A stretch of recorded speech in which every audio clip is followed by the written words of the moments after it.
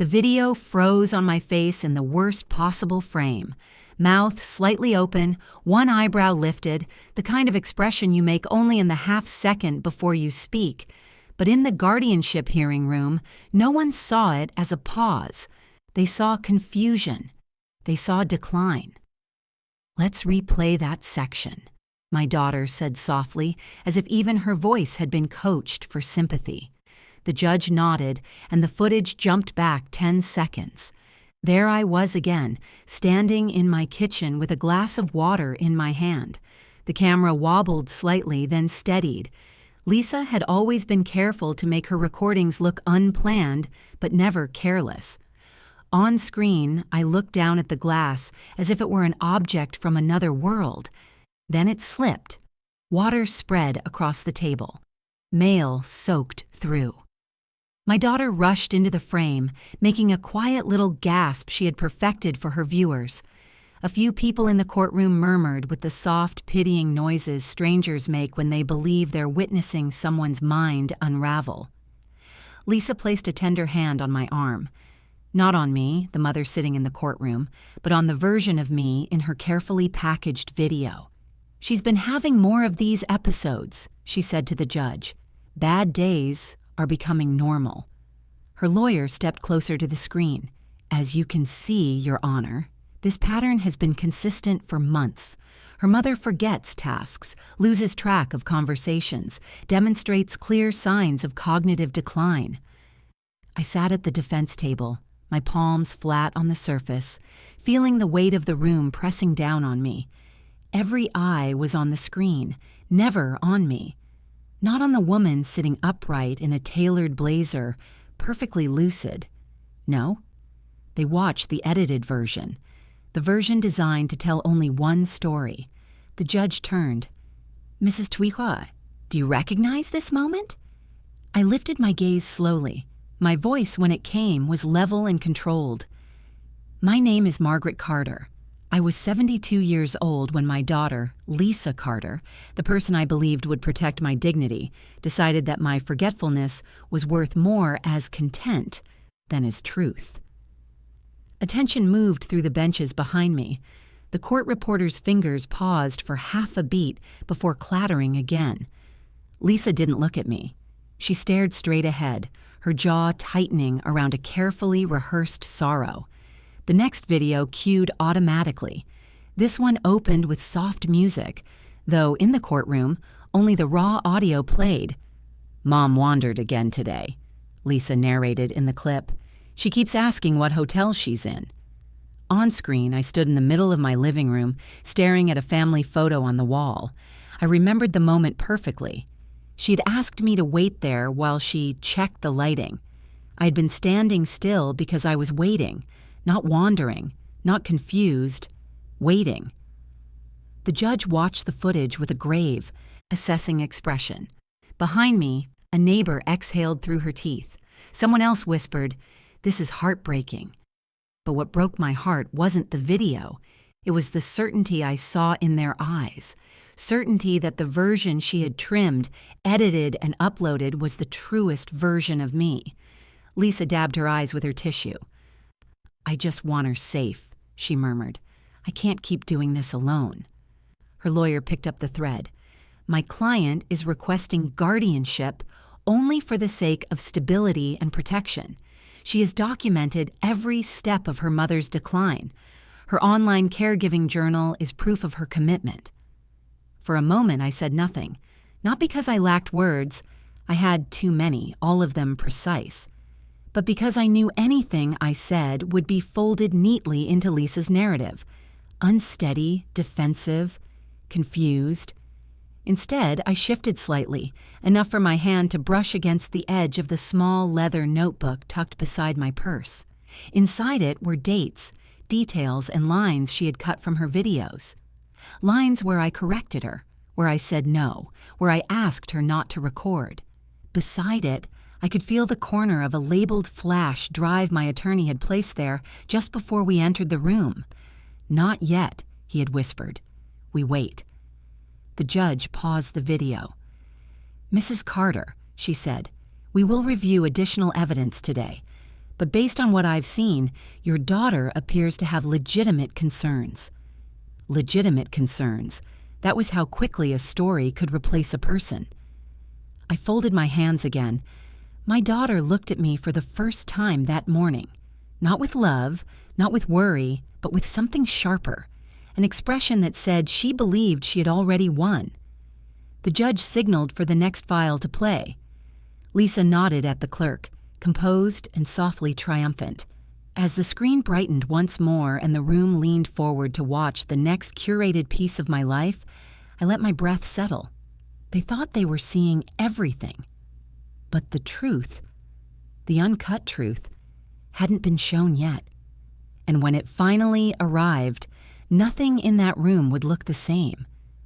Long before my life was chopped into clips and captions, my days moved with the slow, steady rhythm of someone who had built an honest life and expected an honest old age. I used to believe I had earned that right.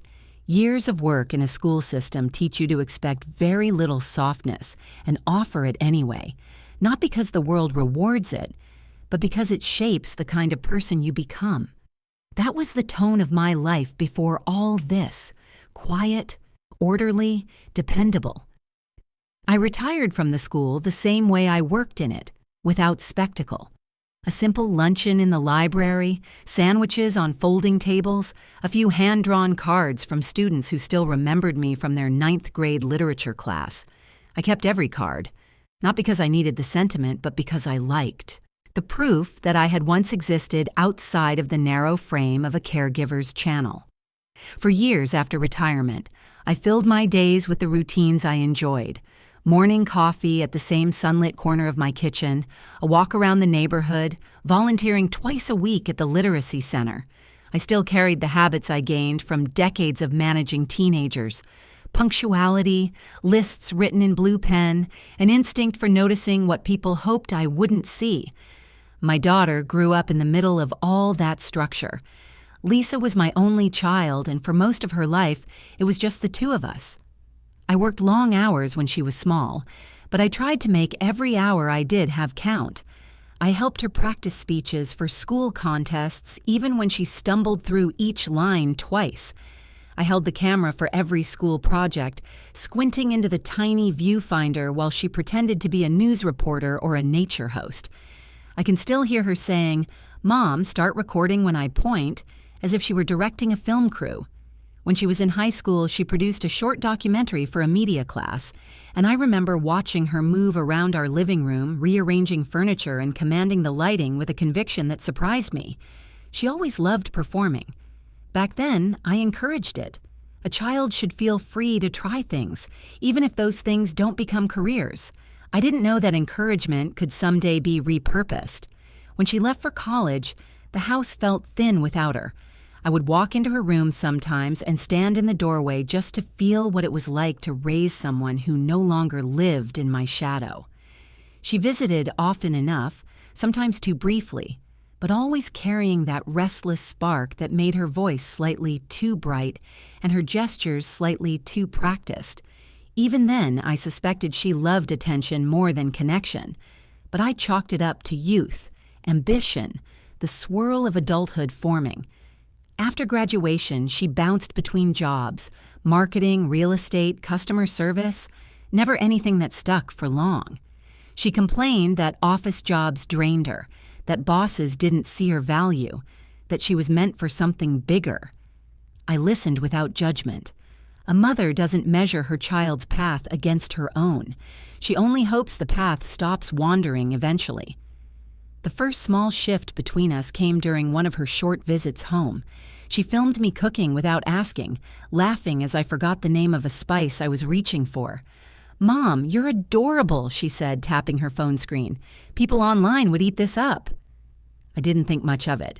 People film everything now, and forgetting the name of a spice is hardly a diagnosis.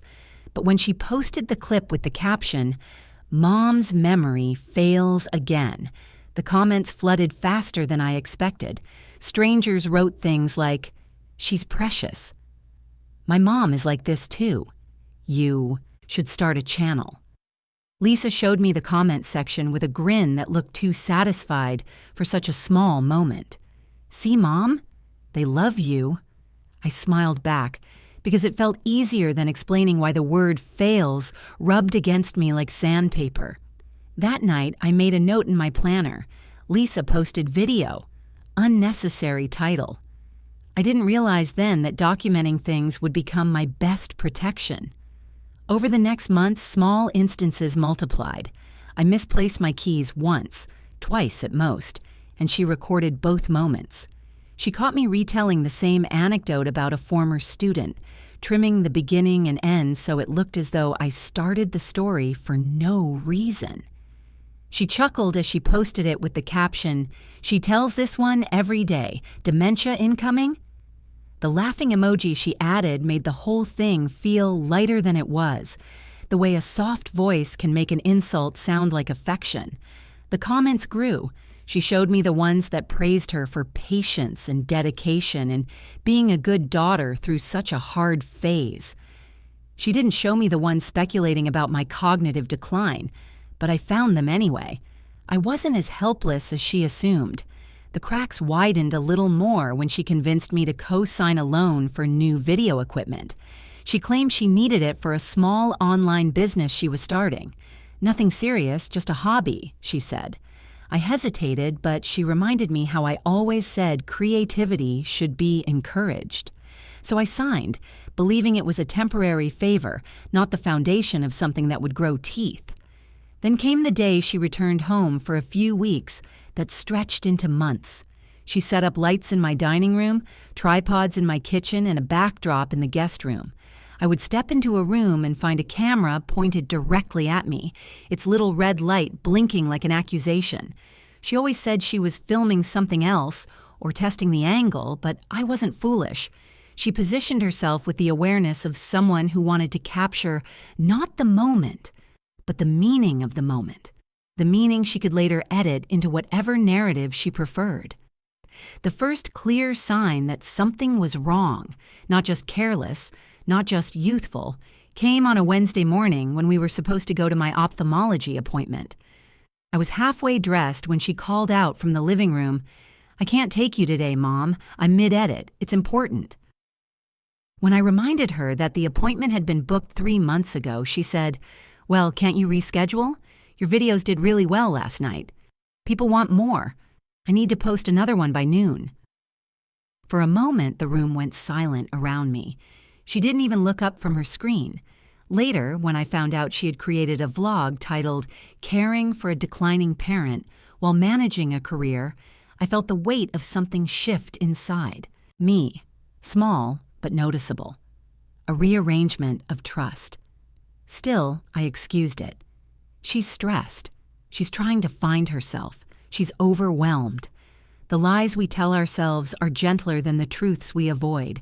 The bigger moment, the one I couldn't talk myself out of, happened the day she decluttered my living room for a video. When I came home from volunteering, she cheerfully told me she had reorganized the space to make things safer. My framed retirement plaque, the one gifted to me after 27 years of service, was missing. When I asked where it went, she said, "It was cracked anyway. I tossed it. It didn't fit the new aesthetic." 27 years of my life, tossed for an aesthetic. She said it so casually it felt like a second fall of the glass in the kitchen. Except this time, something inside me cracked quietly with it. That night, I wrote in my notebook, not stress, not misunderstanding, something else. I wasn't ready to name it yet, but I felt it forming. A shape in the dark I could sense, even if I couldn't see it. And I knew, without knowing how, that whatever it was growing. What unsettled me most in the months that followed wasn't the number of videos Lisa recorded. It was how effortlessly she molded ordinary moments into something unrecognizable. She had language for everything now. Every lapse had a label. Every hesitation had a diagnosis. Every sigh was framed as a symptom. And she delivered these labels with the assurance of someone who believes an audience grants them authority. I first noticed the shift in my finances. One morning, I sat at my kitchen table with a stack of bills and saw that several accounts had been switched to online-only statements. I hadn't done that. I preferred paper. Paper didn't disappear with a keystroke. When I asked Lisa about it, she waved her hand dismissively and said, "I streamlined them, Mom. You always lose the envelopes anyway." That wasn't true. I kept bills in a small woven basket by the sink, the same place for 20 years. She had moved them without telling me. That same week, I discovered she had set all my utilities to auto-pay using my checking account, then connected her editing software subscription to the same card. When I questioned it, she gave me a tired smile and the kind of sigh people use when they think you won't fight back. "This is what caregivers do, Mom. You should be grateful." Grateful. The word stuck to me like something sour. She began taking my debit card.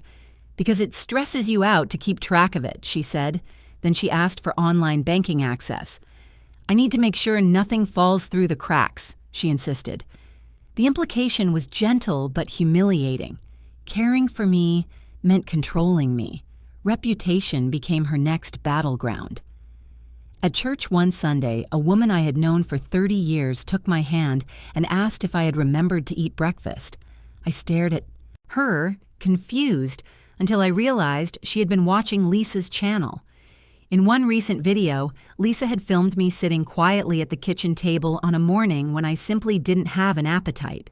She titled it, "Morning Confusion. Mom Forgets Meals Again." The comments were mercilessly sympathetic. "Poor thing. She looks lost. What a blessing Ms. Lisa is." I didn't know that church members, people I used to mentor, had been following the channel until I saw the way they watched me with soft, tilted heads, afraid to say the wrong thing, afraid to break me. At the grocery store, a young cashier offered to help me find my way home. I stood there gripping my bag of apples, realizing my daughter's followers now lived in the same town I did, only they knew me through a lens that carved away everything steady about me. My social world narrowed. Friends who used to invite me for lunches began checking with Lisa first, as if my own voice no longer carried authority. "I just want to make sure you're having a good day," one of them said gently. Since when did my days require permission? My neighbor, Helen, a quiet woman who once taught science at my school, knocked on my door one afternoon. When I opened it, she hesitated, then asked, "Are you okay? Your daughter posted another wellness update. You looked upset." I realized then that my reactions, my frowns, my sighs, my silences, were being interpreted, analyzed, and projected onto by strangers and acquaintances alike. My inner life had been turned into public discussion. Healthcare visits shifted too. Lisa controlled my appointments, my portals, my prescription refills. She spoke for me in every room. The first time she cut off my sentence in front of my doctor, whom I had been seeing for 12 years, I nearly corrected her. But she touched my arm lightly and whispered, "Let me handle it, Mom," with that soft, condescending tone that made questioning her look like a symptom. The doctor began directing questions to her instead of to me. "Has she been sleeping well? What kinds of behaviors are you noticing lately? Any confusion?" I sat there while two people discussed the fictional version of me that Lisa was creating brick by brick. The worst was the note I saw in my patient file during checkout. Possible mild cognitive impairment. Daughter reports decline. I hadn't said a word in that appointment, only Lisa had. The walls of my own life tightened. Phone calls from old coworkers decreased, invitations disappeared. When people did reach out, their tone was different. Patient, slow, polite in a way people use with a fragile animal. And Lisa liked it. She liked being the spokeswoman for my well-being. Every time she uploaded a new episode, she would sit across from me, tapping rapidly on her phone while comments rolled in. "She's lucky to have you. You're an angel. Your mom seems so sweet and lost." Lost. That word lodged itself in my throat. Lisa encouraged the narrative whenever someone questioned her methods. "You don't know what it's like living with her every day," she would say to viewers. "This is hard, but I'm doing my best." The comments always rewarded her with sympathy. Control seeped into smaller corners, too. She insisted I stop cooking for safety.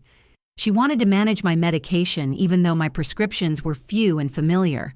She monitored my phone calls, sometimes answering for me, and she began leaving a small baby monitor camera on the bookshelf, facing the living room. "For emergencies," she said, but I knew better. It wasn't for safety. It was for content. Supporting characters came into the picture more clearly.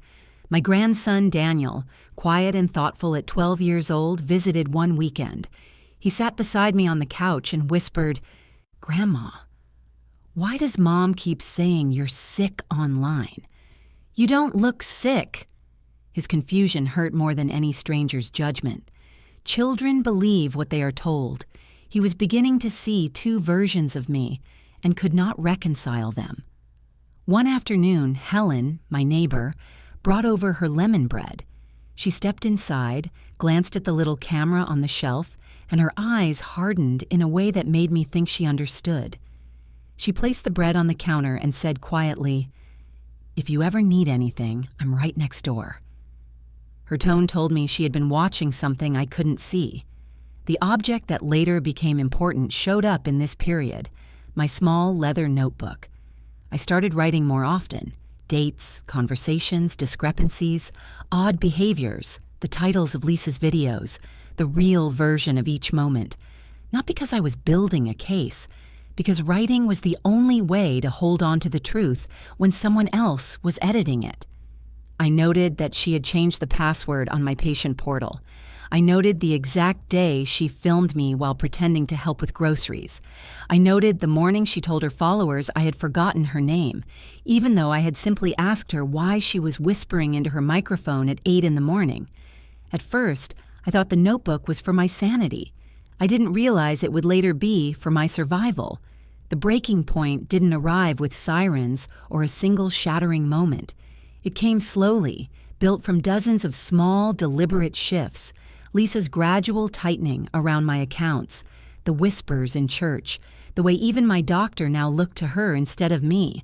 It was like waking up each day to find the walls moved in by an inch. Loss rarely announces itself. It seeps, it erodes, it rearranges your life until you realize you've been pushed to the margins of your own story. I knew something was deeply wrong, but I kept telling myself it could be corrected with patience, with clearer communication, with time. I had no idea how naive that hope was, because my daughter wasn't finished, not even close. She had been building a narrative, cultivating it, feeding it, and shaping it with the precision of someone who believed she was the only one in the room smart enough to hold the pen. And I didn't yet know how far she intended to go to make sure her version of me became the only version anyone believed. Escalation arrived in a way I should have predicted, through an appointment. Nothing dramatic, nothing chaotic, just a doctor's visit, the kind you expect to be routine. But routine is a fragile thing when someone else holds the script. Lisa scheduled the visit without telling me. I found out only when she appeared in my doorway holding a jacket and saying, "Come on, Mom, we're running late." "For what?" I asked. "Neurology," she said, as if the word didn't require conversation. I should have refused. But refusing had become complicated. Refusal meant agitation. Agitation meant symptoms. And symptoms became episodes on her channel. So I followed her to the car, listening to her describe me into her phone as we drove. "Taking Mom for a much-needed checkup," she said, making her voice tender the way someone sprinkles sugar on something already too sweet. "We've had some rough moments this week." I had watched those moments. They were not rough until she uploaded them. The waiting room smelled like coffee and laminate floors. A nurse called my name, and Lisa stepped forward first, answering the questions directed at me. "Is she sleeping well?" "Sometimes she wanders at night," Lisa said. I had not wandered. I had gone to the kitchen for water. "Is she eating normally?" "She forgets meals more often than not." I had skipped one breakfast because my stomach hurt. When the neurologist entered, Lisa stood near the head of the exam table like a guardian. The doctor greeted her first, then gave me a polite, distant nod. "So," he began, flipping through a tablet, "I've been reviewing what your daughter sent me." My daughter had sent him something. I didn't know what. I didn't have access to my own medical information anymore. He tapped the screen and angled it toward himself. "This is concerning," he said. "There's clear evidence of cognitive impairment here." I stared at him. "What evidence?" I asked. Before he could answer, Lisa stepped in. "Mom, please, he's trying to help you. We talked about this." We hadn't talked about this. The doctor clicked on one of Lisa's videos. I recognized the thumbnail immediately, my own face slightly blurred, with the title, "A Scary Morning with Mom." He watched the 30-second clip as if it were a diagnostic test. "This kind of confusion is typical in early decline," he said gently. I felt my mouth go dry. The clip had been staged. She had filmed me mid-sentence, then cut the context, but I could not prove it in that moment. And even if I said it out, loud, I knew what it would sound like. Paranoia, denial, resistance. The doctor asked me a few questions that I answered correctly. He nodded politely but did not seem convinced. Sometimes truth is too quiet to compete with performance. He scribbled something on his tablet, notes I could not see. Lisa watched him with an expression of deep concern, as if she were witnessing a tragedy she couldn't prevent. The moment that cracked something inside me came near the end of the appointment.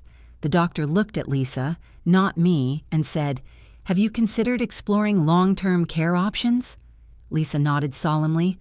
"I'm doing my best, but I can't keep her safe without support." The phrase "can't keep her safe" landed in the room like a stone dropped in water. I felt the ripple long before the splash. I opened my mouth to correct it, but the doctor raised a hand gently. "Mrs. Carter, this is a discussion we may need to revisit. For now, your daughter's involvement is essential." Just like that, the narrative thickened around me, heavy and suffocating. Later, in the hallway, Lisa leaned close and whispered, "Don't make this harder than it has to be. People are watching." People were always watching now, not for me, for the version of me she created. The semi-public humiliation didn't end at the doctor's office. A week later, she invited 2 of my siblings and her pastor to my house for a family talk. I didn't know why they came until I saw the stack of printed screenshots on the coffee table, comments from her channel, viewer messages about my decline, edited clips arranged like evidence in some soft intervention. My sister Marilyn, who had always been steady and sharp, sat beside me on the couch. She reached for my hand. "We're worried," she said. I wanted to tell her she should worry about something else entirely, but the pastor cleared his throat and said, "Your daughter is carrying a heavy burden, Margaret. She needs guidance. We all do." Heavy burden, guidance, decline. The language had traveled from her channel to my living room, losing nothing in translation. When I tried to speak, Lisa cut in smoothly. "Mom gets confused easily when she's overwhelmed. Let me explain." I felt the shift in the room, a collective decision to believe the daughter speaking calmly over the mother trying to push through fog she did not create. By the time everyone left, I understood something crucial. People no longer saw me. They saw the story Lisa wanted them to see, and the ground beneath me was beginning to tilt in a direction I could no longer ignore. The day everything tipped did not look special when it began. It was a Tuesday in late autumn, the kind of day when the light comes in, flat and gray, making every room feel a little smaller. I had just sat down with my planner and a cup of tea when Lisa walked into the kitchen with a manila folder pressed to her chest, and that brittle, careful smile she reserved for situations she wanted to control. "Hey, Mom," she said lightly. "I brought some paperwork. Just boring adult stuff, nothing dramatic." I felt my shoulders tighten. By then, paperwork had stopped sounding like a neutral word. She slid the folder onto the table and sat opposite me, angling herself as if she were about to conduct a parent-teacher conference. The irony did not escape me. "What kind of paperwork?" I asked. "Just things we've talked about a million times," she said. "I need updated signatures so I can keep taking care of things for you. The bank is getting weird about my access, and my viewers keep asking if we've put legal protections in place. It's standard, Mom." The mention of her viewers made something cold move through my chest. She took a pen from her pocket and clicked it, the sound sharp in the quiet room. "It's mostly formalizing what we already do. I manage your bills, your health appointments, all that. This just puts it in writing, for both our sakes." She opened the folder and spread the pages out like a fan. I saw dense paragraphs, unfamiliar headings, a few highlighted lines. The font was small. The language was worse. "What do they say?" I asked. She exhaled, the long-suffering caregiver sigh. "They're written in legalese, Mom. I can summarize. This one confirms I can talk to your doctors. This one lets me handle your accounts without them questioning every little transaction. This one is just guardianship contingency language, only if things get really bad." I picked up the first page. The words swam for a moment. It was not confusion.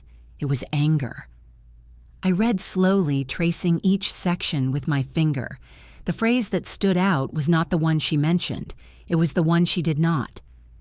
"Granting full and exclusive authority to manage all financial and medical decisions."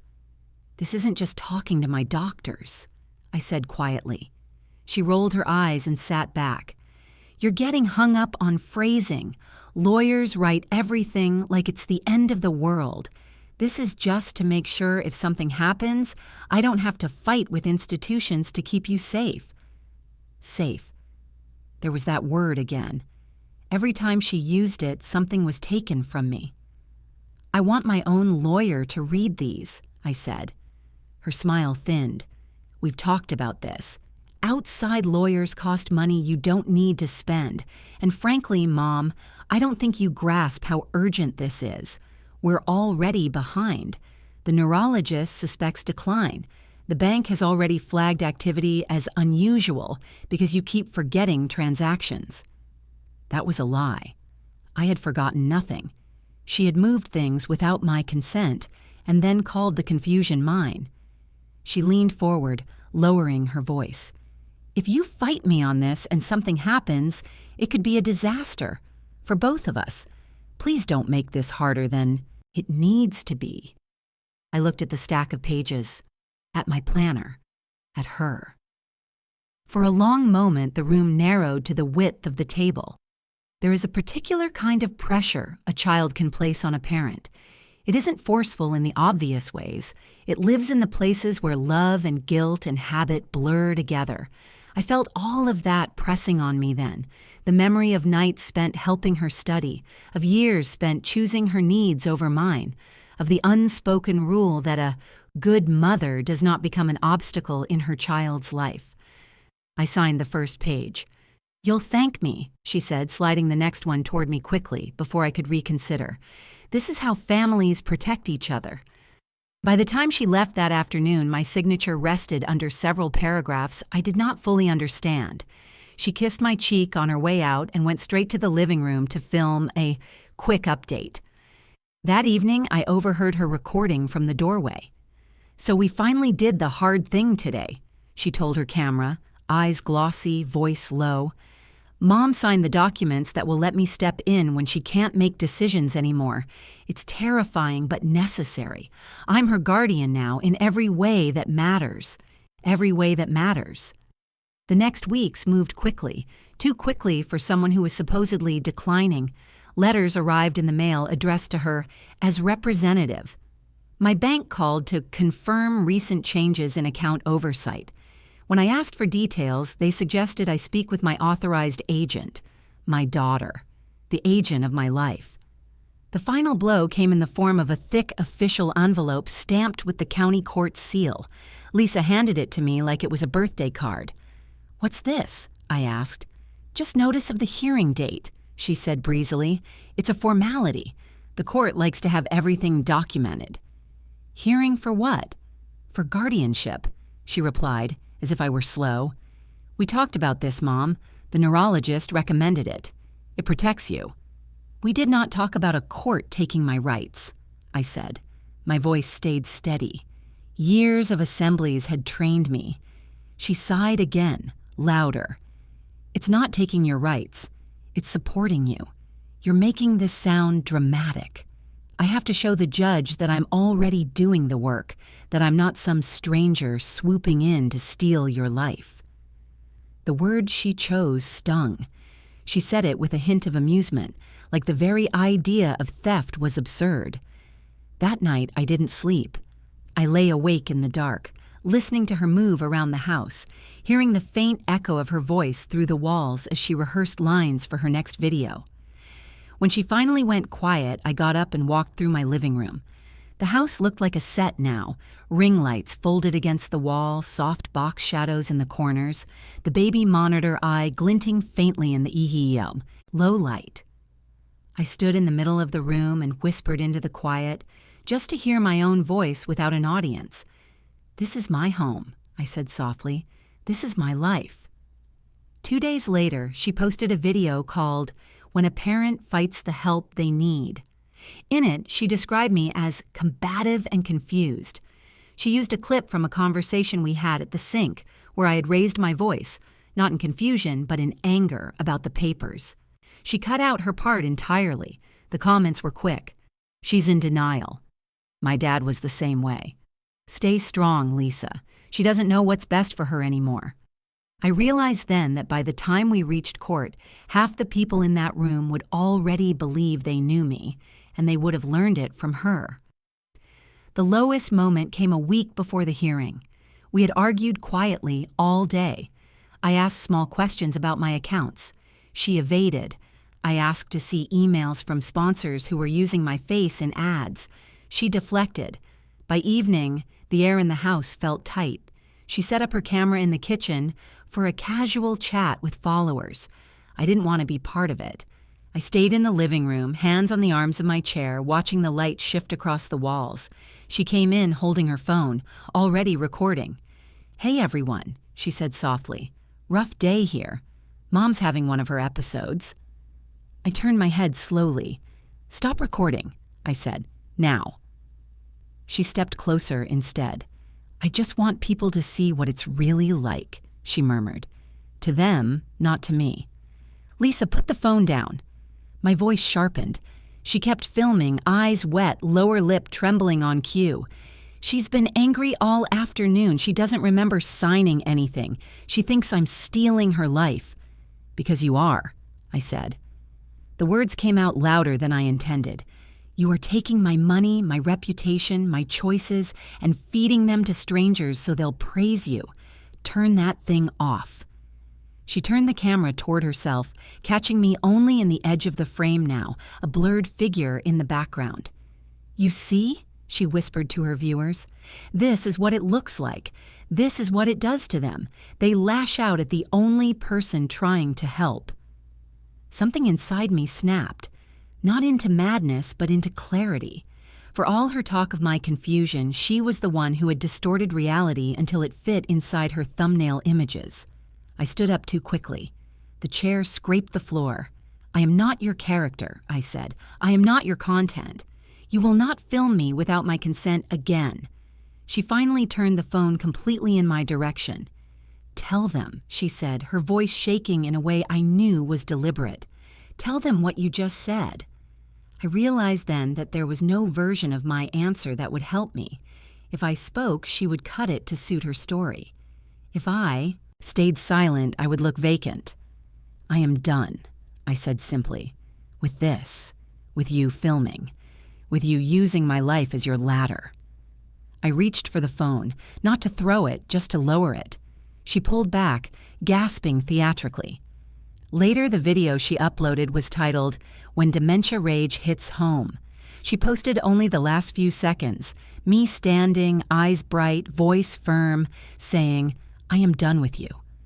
No context, no beginning, no mention of the papers, the bank, the guardianship. Just a mother framed as irrational, lashing out at the daughter who loved her enough to stay. The clip went viral. The comments followed the same pattern they always did, only harsher this time. She's dangerous. She shouldn't be alone. You're doing the right thing taking control, Lisa. That night, I stood in my bedroom, looking at the reflection of my own face in the mirror. It was the same face I had seen for years, lines earned from long days at school, a mouth that knew how to hold the line between kindness and firmness. But a million strangers now saw a different face shaped by her captions, and I understood, with a stillness that frightened me, that when we walked into that courtroom, we would not be arriving as two people with a complicated relationship. We would be arriving as a heroine and her problem. I had the growing sense that the story had already been decided, that my independence, my home, my future were no longer mine to narrate. For the first time in my life, I truly believed I might already have lost everything that mattered, long before any judge opened their mouth. The morning after her viral video, I woke with a heaviness that felt like more than exhaustion. It was a kind of settling, a recognition that the world Lisa had built around me wasn't collapsing. It was strengthening, and if I stayed still, I would be sealed inside it. I stepped into the kitchen early before she woke, craving silence that belonged only to me. The house was dim, the air cool. Outside, the first light edged through the blinds. My old leather notebook lay on the counter. I had left it there weeks ago, thinking it was only a place to store small grievances and observations. But now, as I picked it up and flipped through the pages, I realized it contained something else, a record, a timeline, a counter-narrative, dates, times, descriptions of moments Lisa had twisted into something unrecognizable online. For the first time, I understood the value of my own memory, not as a fragile thing slipping away, as she claimed, but as a weapon she underestimated. I made myself a cup of tea, sat at the table, and began reading through each entry. I added details, clarifying notes, entire paragraphs I had forgotten to include. Every line I wrote felt like stitching myself back together. When Lisa came downstairs around 9, she paused in the doorway when she saw me writing. "Morning," she said cautiously. "You're up early." "I had things on my mind," I replied. She frowned at the notebook as if it were a threat. "Still journaling?" "It helps me remember," I said. "That's good," she answered, but her eyes lingered too long on the pages. "Just stay calm today, okay? We've had a lot of tension." I didn't answer. She left the kitchen, and I heard her phone begin recording moments later. After she went out for her midday errands, I finally had the freedom I needed. I opened my laptop and typed, slowly, deliberately, searching for the contact I hadn't used in years, a former student named Andrea Miller. I had taught her literature when she was 15, a bright girl with sharp instincts and a talent for noticing what others overlooked. She had become an attorney now, practicing estate and elder law 2 towns over. I wrote her a short message. "Andrea, I need your help. Privately, please. It's important." I didn't expect her to reply immediately, but within 10 minutes, my phone lit up. "Of course. Where can we meet that's comfortable for you?" We chose a small cafe near the library. I lied to Lisa and said I was meeting Helen for a walk. She barely looked up from her editing screen. In the cafe, sunlight warmed the wooden tables. Andrea walked in wearing a gray blazer and carrying a leather briefcase. She looked older than the teenager I once knew, but her eyes were the same, uncompromising, steady. She sat down across from me and said quietly, "Tell me everything." For the first time in months, I felt language come back to me clearly, not the hesitant, edited version of my life, but the truth. I told her about the videos, the bank changes, the neurologist appointment, the papers I had been pressured to sign, the hearing date looming like a storm. Andrea listened without interrupting, her jaw tightening as I spoke. When I finished, she said, "Do you have any records?" I handed her the notebook. She read several pages quickly, then more slowly. "These are detailed," she murmured. Dates, quotes, descriptions. This isn't someone losing memory. This is someone documenting manipulation. Her validation loosened something inside my chest. I opened my purse and took out a small flash drive. Andrea raised an eyebrow. "What's this?" "My house has cameras," I said. "Lisa installed them for her videos, but she forgot the baby monitor stores backups before she uploads. I found old files." We plugged the drive into her laptop. The first clip showed Lisa rehearsing a forgetfulness scene, telling me where to stand, what to say, when to look away. I refused, so she cut the recording and started over. In the posted version, she removed her instructions entirely. Andrea leaned back. "This is very strong evidence." Another clip showed her whispering to her camera after staging a spill in the kitchen. "It took 3 tries," she said, "but I think we finally got the moment."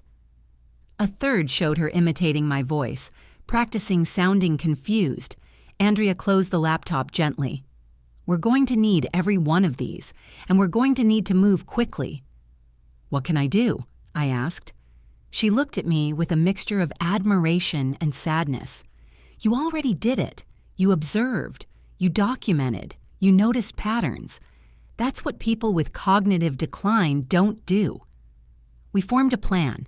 I would make copies of everything: my notebook, the flash drive contents, old emails, any medical messages I could still access. Andrea would prepare filings to challenge the guardianship petition. She would request my medical notes formally.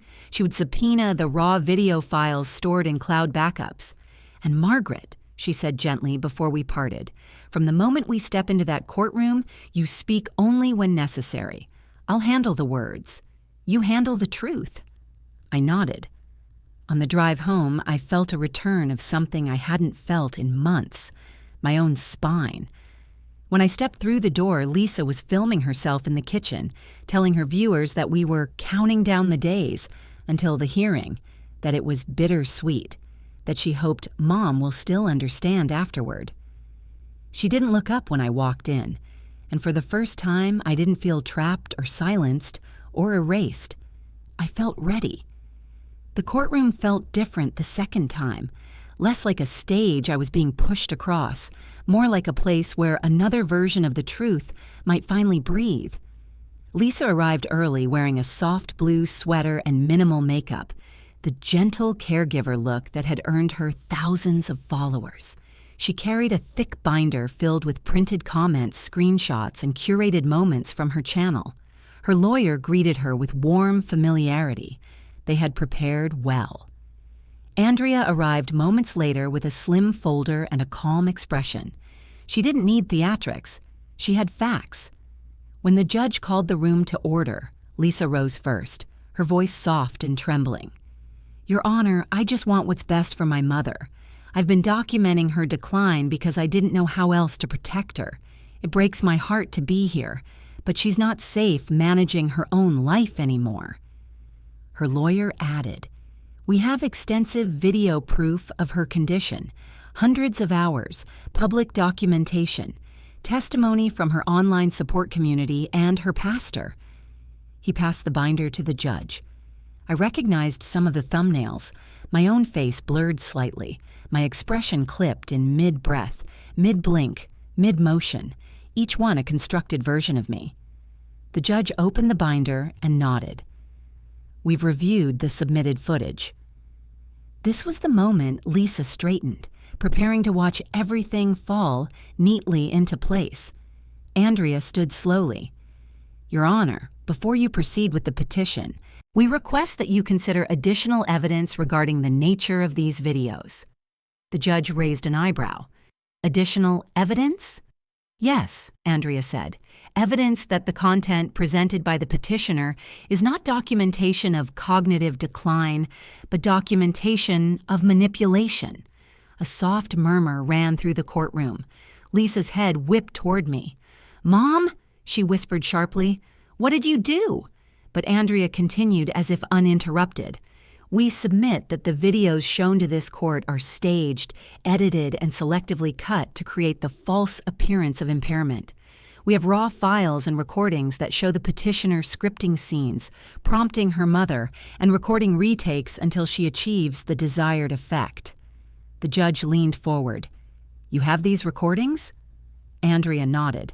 "Yes, Your Honor." She inserted a flash drive into the court monitor. The first clip played. Lisa, standing off camera, saying, "No, Mom, you need to look confused. Just stare at the glass like you don't recognize it. Try again." Gasps rippled through the room. The second clip showed Lisa checking her makeup, adjusting the lighting and whispering, "Okay, pretend you don't remember what day it is. This will get a strong reaction." The third clip hit hardest. Lisa sitting on the couch, whispering into her phone, "Mom's fine, honestly. I'm exaggerating some stuff for the channel. People love it. Engagement is insane this week." Lisa lunged to her feet. "Those were private," she shouted. "She wasn't supposed to. Those aren't real. This is taken out of context." Andrea didn't flinch. "Your Honor," she said calmly, "we also have documentation showing unauthorized financial access, forged explanations given to medical professionals, controlled communication with friends and family, and online profit gained from exploiting her mother's image." The judge looked at Lisa sharply. "Is this true?" Lisa was shaking now, her voice high and cracking. "No, you don't understand. She is declining. She just hides it. She makes me look crazy. She's manipulating this."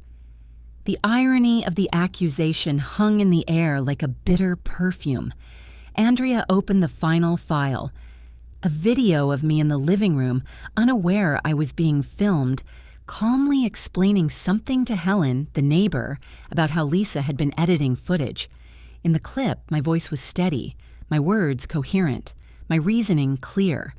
It was the direct opposite of the confusion Lisa had been selling. The judge closed the binder slowly and looked at my daughter with an expression colder than any I had seen from her before. "Miss Carter," she said, "this court takes the exploitation of vulnerable adults extremely seriously, and the manipulation of medical professionals, financial institutions, and public perception through fabricated evidence is not caregiving. It is abuse." Lisa's legs trembled. Her lawyer sank back into his chair, face pale. The judge continued, "This petition is denied.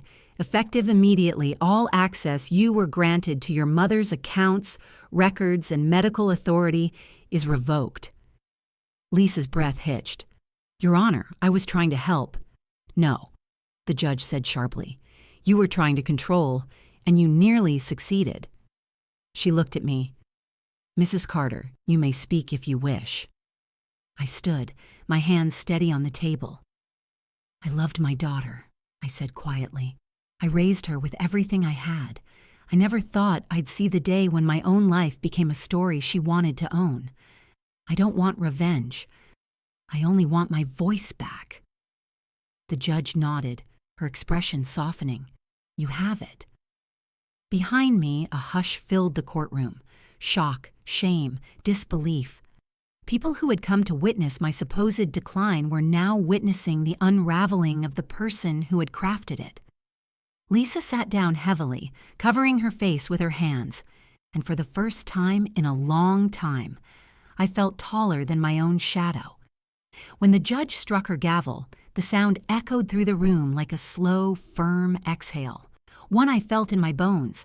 Something inside me loosened, a tension that had lived beneath my skin for months. I remained still, letting the moment settle the way dust settles after a storm. The judge asked both parties to remain seated while she outlined the consequences. Her tone was colder than before, sharpened by what she had seen. "Ms. Carter," she said, "this court will be filing a formal report with Adult Protective Services. Your conduct, financial interference, fabricated evidence, misrepresentation of medical information, and the creation of public content at your mother's expense warrants oversight." Lisa's breath came out in short bursts. "You're treating me like a criminal," she whispered. The judge didn't flinch. "No, I am treating you according to your actions." She issued an order restoring full medical and financial authority to me. All accounts, Portals and permissions Lisa had taken would be returned. Any changes she made would be reversed. A temporary protective order would prevent her from accessing my records or my home without consent. Her lawyer tried to object, but the judge silenced him with a look. As for the online content, the judge continued, this court cannot control social media, but I strongly recommend that counsel advise your client to remove all videos featuring her mother. If not, that may become a separate legal issue. My daughter shook her head as if she couldn't comprehend how quickly the ground had shifted. But I'm her only child, she said desperately. I'm all she has. The judge glanced toward me. From where I sit, it appears she has more support than you realize. In the back row, Helen gave a small nod. Beside her, my grandson. Daniel had tears in his eyes, not from confusion, but from recognition. He wasn't old enough to understand legal terms, but he understood truth. Children always do. As we exited the courtroom, Andrea walked beside me. You handled yourself with dignity, she said softly. That mattered more than any evidence I presented. In the hallway, Lisa caught up to me, her voice trembling. Mom, please, can we talk? I held her gaze for a long moment. Not today. Her face crumpled. She reached for my arm, but I stepped back. Not aggressively, not angrily, simply with clarity. You hurt me, I said. You turned my life into something entertainment could feed on. She opened her mouth to argue, but no words came. Andrea touched my elbow lightly. Let's go. On the walk outside, the air felt lighter, as if the sky itself had widened. Cars passed, distant traffic hummed, and the courthouse steps under my feet felt solid, something I hadn't felt beneath me in far too long. Andrea handed me a folder. Copies of everything, she said, and if she posts anything else about you, call me. I hope it doesn't come to that. Hope, she said, is good, but documentation is better. Before she left, Daniel ran up and hugged me around the waist. Grandma, he whispered, I'm glad everyone knows now. His voice shook a little. I rested a hand on his back. Me too. Helen offered me a ride home. As I sat in the passenger seat, watching the courthouse fade into the distance, I realized something unexpected. I wasn't angry. I wasn't triumphant. I wasn't even relieved in the loud, dramatic way people imagine relief. What I felt was steadier, quieter, a kind of gentle restoration, not victory, clarity. For the first time in months, it felt like the story of my life belonged to me again. Months passed before I understood the full extent of what I had regained. Winter melted into early spring, and with it came a new rhythm, one I wasn't sure I would ever feel again. I moved through my home without the constant awareness of being recorded. The cameras had been removed, the lights packed away, the baby monitor boxed in the closet. The silence was no longer something to fear. It was something that finally felt mine. I made small changes first. I opened windows. I cooked meals I hadn't made in years. I sat at the kitchen table with my planner, not as a prop, but as a tool. I took back the parts of my life that had been quietly stolen. My bank restored my account settings and mailed paper statements again. My doctor apologized after reviewing the full case file, noting that the information provided during my last visit had been deeply misleading. He asked if I wanted to transfer to another provider. I said yes. I chose one myself. A small act, but an important one. I began attending a morning walking group led by a retired librarian named June. We met 3 times a week, moving slowly around the park trails. The women chatted about grandchildren, book clubs, porch repairs, and recipes. Ordinary things, beautiful things, things that had nothing to do with decline or guardianship or fear. At home, I turned my living room into something warmer. I moved the furniture back to their original places, no more uncluttered camera angles. I added a soft blue throw blanket, a potted fern in the corner, a bowl of lemons on the table. Life returned in details. Some relationships healed, others didn't. My sister Marilyn visited often. She admitted quietly, I should have asked you, not her. I should have trusted your voice. I didn't blame her. People love simple explanations. They fear complexity. They confuse performance with truth. We talked. We repaired. Lisa, however, stayed at a distance. Her messages were sporadic, mostly short emails saying she hoped I was feeling stable. I no longer responded to everyone. I didn't shut the door on her life, but I closed it part way. I left a boundary where there had once been a wound. Daniel visited me monthly. He would sit at the kitchen table eating lemon bread from Helen, telling me about school projects and baseball practice. He didn't mention the hearing, and I didn't bring it up. Children heal best when we let them. My days became quieter. Not empty, but peaceful. I took online history classes just because I wanted to. I joined a memoir writing group at the library. I started organizing old letters from my husband, not out of loneliness, but out of gratitude. There was a moment, sometime in early summer, when I walked out to the porch with my cup of tea and realized there were no eyes on me. No viewers, no followers, no strangers waiting to interpret my every gesture. I was alone, and it felt like freedom. Occasionally, I caught glimpses of my daughter's channel online. The viewer count had dropped. Her videos were shorter, less dramatic. She posted cooking tutorials now, product reviews, quiet lifestyle clips that didn't require sacrifice from anyone else.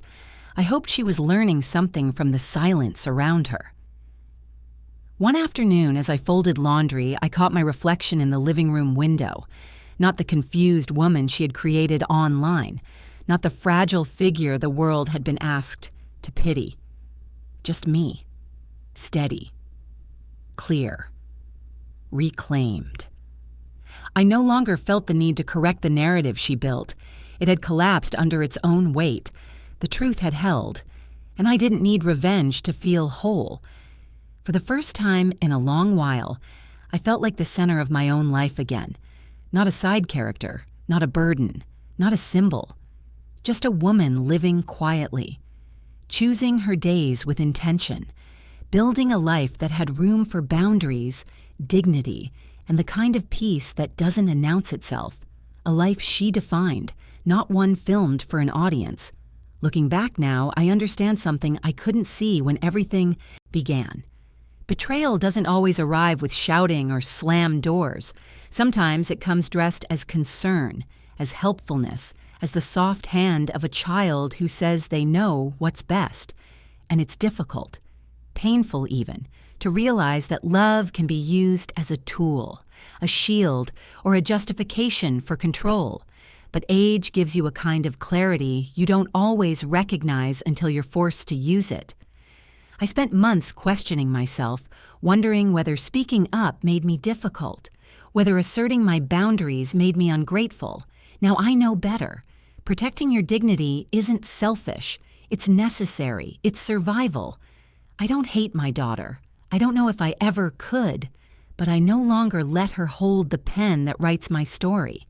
There's a difference between forgiving someone and handing them your life. I learned that the hard way. To any woman listening, especially those my age, if someone tells you to sign something for convenience, pause. If someone speaks for you more than they speak to you, pay attention. And if someone starts treating your independence like it's a problem to be solved, not a right to be respected, trust that small discomfort in your chest. It isn't confusion, it's intuition, it's wisdom. You've lived too many years to let anyone, child, grandchild, or otherwise, reduce you to a character in a story that serves them. Hold your documents, keep your records, ask your own questions.